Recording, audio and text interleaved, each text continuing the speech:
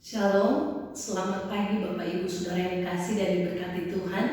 Pada kesempatan kali ini saya rindu membagi satu kebenaran firman Tuhan dalam 1 Tesalonika 4 ayat 1 sampai ayat yang ke-12. Tapi saya membaca ayat 1 dan ayat 10 saja, demikian firman Tuhan. Akhirnya saudara-saudara, kami minta dan nasihatkan kamu dalam Tuhan Yesus. Kamu telah mendengar dari kami bagaimana kamu harus hidup supaya berkenan kepada Allah. Hal itu memang telah kamu turuti, tetapi baiklah kamu melakukannya lebih sungguh-sungguh lagi. Ayat yang ke-10, hal ini kamu lakukan juga terhadap semua saudara di seluruh wilayah Makedonia.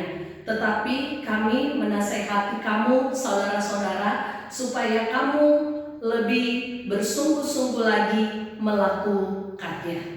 Nah, Bapak Ibu Saudara yang dikasih oleh Tuhan, firman Tuhan, renungan pada saat ini saya memberi tema sikap orang percaya menanti kedatangan Kristus kedua kali. Dari dua ayat firman Tuhan yang kita baca dalam ayat 1 dan ayat yang ke-10, ada satu kalimat menarik di situ dituliskan lebih bersungguh-sungguh lagi.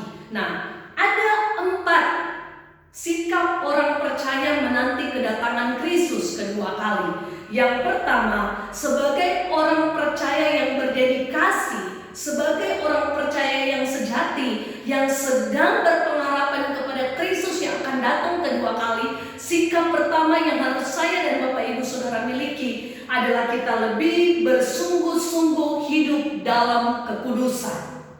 Bersungguh-sungguh hidup dalam kekudusan. Tubuh Anda dan saya adalah milik Tuhan, dan Dia berkehendak agar kita memakai tubuh kita ini untuk tujuan-tujuan yang kudus yang berkenan kepada Allah. Kristus membeli tubuh kita, Roh Kudus berdiam di dalam tubuh kita, dan kita harus menjaga tubuh kita untuk sesuatu hal yang kudus dan yang berkenan kepada Allah. Bapa memanggil kita untuk melakukan apa yang kudus, bukan apa yang bercela. Kita harus hidup kudus sebagaimana Kristus. Kita harus minta Roh Kudus menolong kita untuk hidup dalam kekudusan. Karena dengan kita hidup kudus, kita berkenan kepada Allah. Dan kemudian sikap yang kedua, kita harus lebih bersungguh-sungguh lagi hidup dalam kasih. Hidup di dalam kasih ini adalah hukum yang terutama dan yang paling utama adalah orang percaya yang sedang menanti kedatangan Kristus yang kedua kali harus lebih bersungguh-sungguh lagi mengasihi Allah dengan segenap hati, dengan segenap jiwa, dengan segenap pikiran dan perbuatan, dan kita harus mengasihi sesama kita sebagaimana kita mengasihi diri kita sendiri. Kita harus lebih bersungguh-sungguh lagi mengasihi sambil kita menanti kedatangan Kristus yang kedua kali.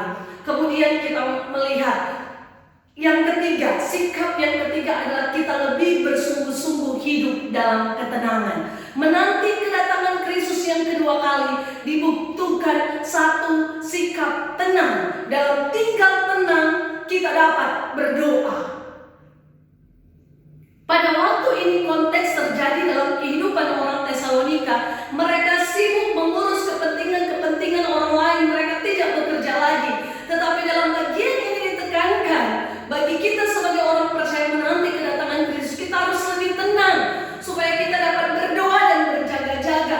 Bahkan kita harus mempergunakan waktu yang ada sambil menanti kedatangan Kristus untuk kita bersaksi.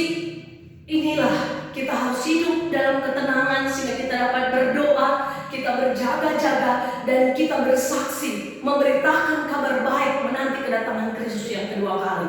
Dan kemudian sikap yang keempat yang terakhir adalah lebih bersungguh-sungguh dalam pengharapan kepada Kristus. Orang Kristen tetap saja mengalami duka cita di dalam hidupnya, tetapi kita berpengharapan kepada Allah yang hidup. Kita punya pengharapan bahwa Kristus yang kita sembah pada waktunya nanti, menurut waktunya Bapa di surga, Dia akan datang kembali menjemput kita saleh-salehnya. Makanya kita harus terus berharap kepada Tuhan bahwa sebagai gereja Tuhan, sebagai orang percaya, pada waktunya kita akan diangkat menerima kemuliaan dari Bapa di surga. Jadi Bapak Ibu Saudara, Mari menanti kedatangan Kristus yang kedua kali, kita harus memiliki sikap. Yang pertama, terus menjaga kekudusan. Yang kedua, hidup lebih bersungguh-sungguh di dalam kasih. Yang ketiga, lebih hidup dalam ketenangan dan bersaksi bagi kemuliaan nama Tuhan. Dan yang keempat, terus berpengharapan kepada Kristus yang akan datang kedua kali. Terima kasih, ini firman Tuhan yang bisa saya bagikan menjadi berkat bagi kita semua. Tuhan Yesus memberkati. Amin.